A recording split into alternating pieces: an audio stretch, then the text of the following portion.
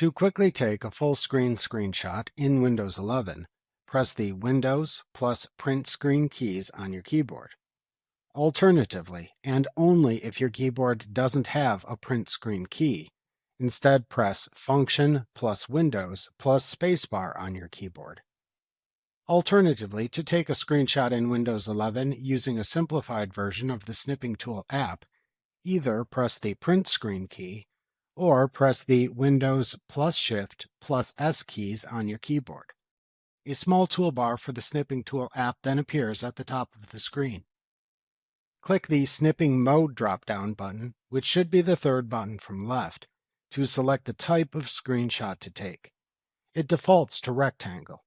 If you select rectangle, then click and drag to draw a rectangle over the on-screen content to copy.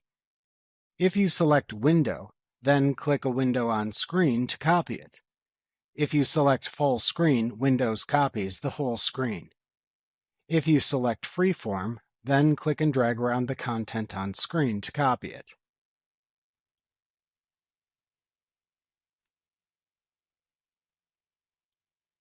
To then paste a copied screenshot into an app in Windows 11, open the app and press the Ctrl+V keys on your keyboard, or use the Paste button in the app if available.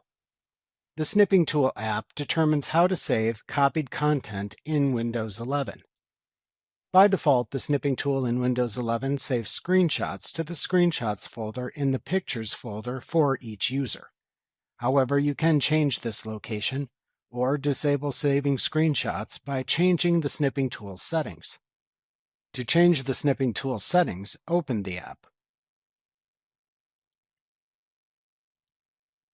Then click the See More button in its toolbar and select Settings. Then toggle the settings on or off and change any enabled settings as needed.